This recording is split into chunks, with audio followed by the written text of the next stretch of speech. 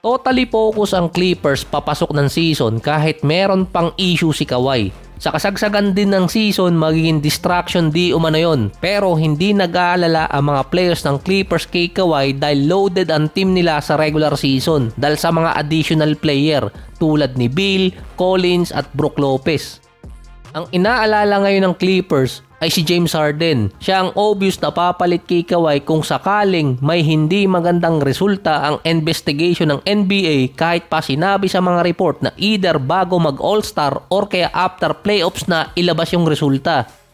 Pero sa cycle ng NBA parang duda ako dun eh. Mapipilitang ma-trade ng Clippers si Kawhi bago yung deadline. Wild guess lang. Kung hindi mangyari, di okay. Walang restriction at healthy player si Kawhi papasok ng season. Ang problema ng Clippers, out of shape si James Harden. Saka may shota si Harden ngayon kaya nananaba. Kaya lagi din pagod.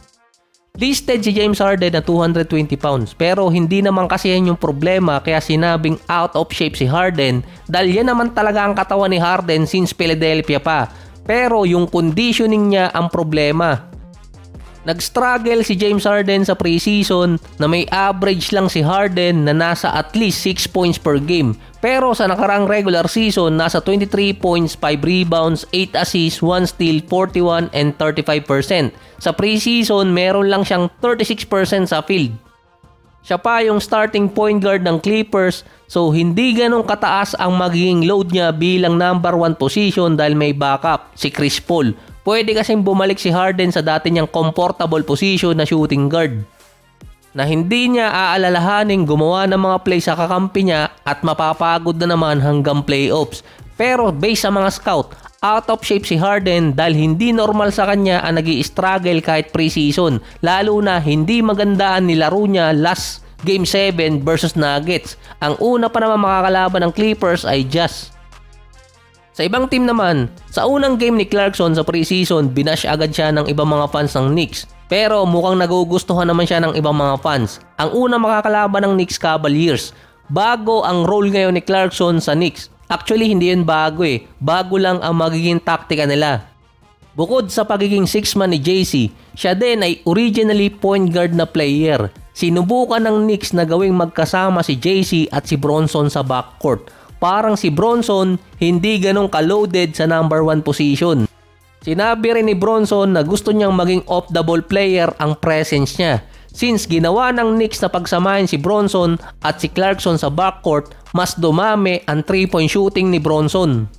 Hindi na siya ganong kadikdikan sa loob ng court. Mula din sa 4 attempts per game sa preseason, naging 12 shot agad siya nang sinubukan ng Knicks. Mapapataas ng Knicks ang scoring ni Bronson lalo na hindi siya ganong mapapagod. Kaso ang weakness di umano ng duo na yon, walang defense. Lalo pa ang Knicks limitado sa bigs dahil yung isang sentro nila nai-injured. Pero mariresolba naman nun na hindi masyadong dependent ang Knicks kay Bronson. Hindi rin bago kay Mike Brown ang taktika na yon dahil ginawa niya na yon sa Kings, kay De'Aaron Fox at kay Monk nung magkasama pa sila nun bago siya inalis. Sa Memphis naman, mukhang nayayari agad ng mga injury yung player nila. May dalawa agad dumagdag, si Ty Jerome at si Scottie Jr. Si Jaren Jackson Jr. naman nakarecover na sa injury, expected makakalaro sa opening night. Si Morant, based sa report, inaantay na lang ang go signal ng medical team kung makakalaro din. Dahil yon sa nangyaring injury sa paa niya habang nasa practice. Pero mostly expected na ng Memphis na makakalaro si Morant sa opening night. Sa dami din ng injury na nakuha ni Morant sa last 2 years, mukhang itutuloy niya yung sinabi niya last season na hindi na siya magdadunk. Dahil yun na nagpapa-excite ng mga fans. Pero kahit hindi siya magdunk at layup lang din yung gawin niya, halos ganun din naman yung explosiveness na binibigay ni Morant sa game. Kaya nadadali siya ng injury. Hindi lang injury sa lower body ang nangyayari kay Morant pati sa upper body dahil kapag tinamaan siya sa ere at bumagsak siya, nagkakaroon siya ng another injury ulit. At sa dami din ng injury ni Ja Morant since bumalik siya noong 2024 dahil nga sa suspension, pwede nang kumanta ng paa, tuhod, balikat, ulo na lang yung kulang. Ang common na bumabalik na injury kay Morant na laging tumatapos ang season niya or playoffs niya ay balikat. Ilang beses na siyang na-injury doon habang nasa ere or kaya nasa ibaba. Ang problema pa ni Moran, sa dami niyang injury, hindi na siya makalaro ng 60 games since 2022 na back to normal na ang bilang ng games. Iisa pa lang beses naka 60 games si Moran, hirap pa.